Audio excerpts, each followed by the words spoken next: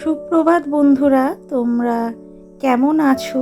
আশা করি তোমরা যে যেখানে আছো খুব ভালো আছো আর সুস্থ আছো। চলে এসেছি নতুন একটা ব্লগ ভিডিও নিয়ে। না, আজকে আর কোনো ব্লগ ভিডিও না, আজকে একটু অন্যরকম ভিডিও। কীরকম অন্যরকম চলো দেখলেই বুঝতে পারবে। যাই হোক, তার জন্য পুরো ভিডিওটা তোমাদেরকে দেখতে হবে। তা আজকে চলে এসেছি একদম একটা আলাদা ভিডিও নিয়ে। কি ভিডিও? চলো এই দেখো। আজকে করব একটু চুলে হেয়ার স্পা। প্রথমে তো হেয়ার স্পা করার জন্য যেটা করা উচিত সেটা হচ্ছে চুলটাকে ওয়াশ করা। সেটা আমি করে চলে এসেছি। আগেই বলে দিই, এই যে হেয়ার স্পাটা আমার বাড়িতে সব সময় থাকে। রেখে দিয়েছি কিনে, মাঝে মাঝে মাসে একবার কি যখন যেরকম পারি তখন সেরকম করে নিই। আর এই লরিয়ালে হেয়ার স্পা নিয়ে কোনো কথা নেই, কারণ সবাই যারা যারা ইউজ করো তারা জানো এটা সত্যি খুব অসাধারণ। চুলে ইউজ করার পরই বোঝা যায় যে চুলটা কতটা সফট এবং শাইনি হয়ে যায়। আর এটা যদি মাসে একবার ইউজ করা যায় তাহলে তো চুলটা ভালোই থাকে এবং একটা চর্চা হয়। আর তোমরা হেয়ার স্পায়ের ডাব্বাটা দেখে তো বুঝেই গেছো যে ওটা আমার অনেকবারই ইউজ করা হয়ে গেছে আর প্রায় অর্ধেক হয়ে গেছে। তা এটা যখন ইউজ করি তখন আমার সত্যি খুব আনন্দ লাগে, কারণ ওই যে চুলটা একটা প্রাণ ফিরে পাবে তার জন্য।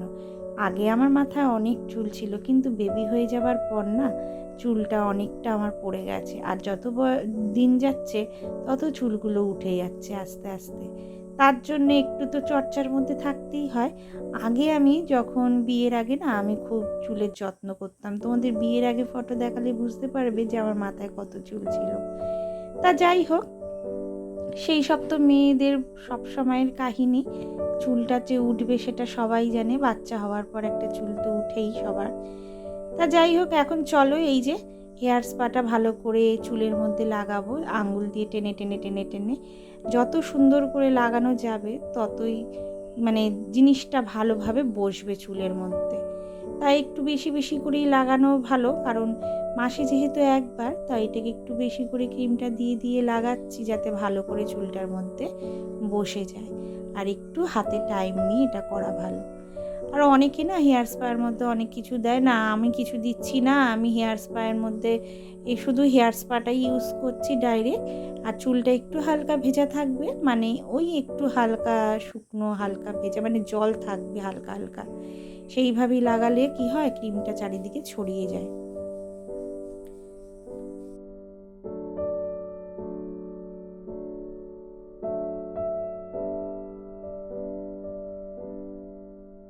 চলো এইভাবে আস্তে আস্তে পুরো চুলটাই আমি লাগিয়ে নিই, কারণ লাগাতে একটু সময় লাগবে। আর তোমরা ভিডিওটা দেখতে থাকো।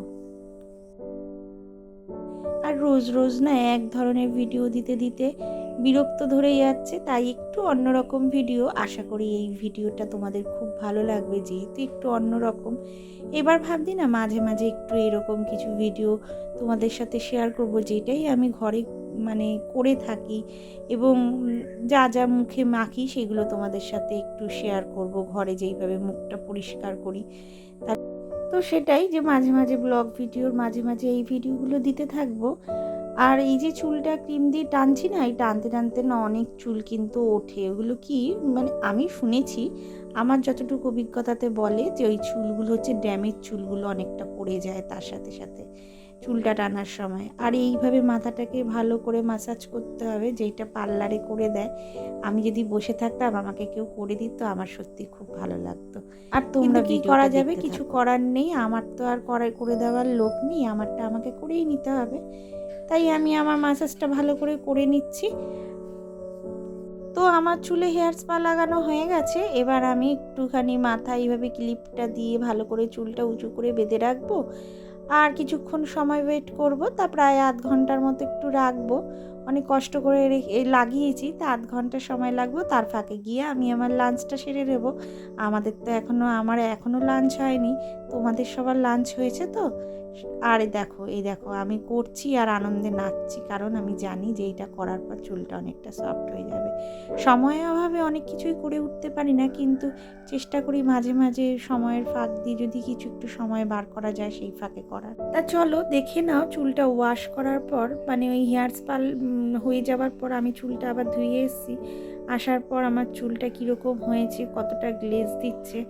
হ্যাঁ, আমার তো ভীষণ ভালো লাগছে। তোমরা ক্যামেরায় কতটা বুঝতে পারছো জানি না।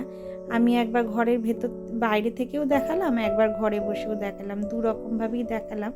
তোমরা ভালো বুঝতে পারবে যে কীরকম শাইনি হয়েছে।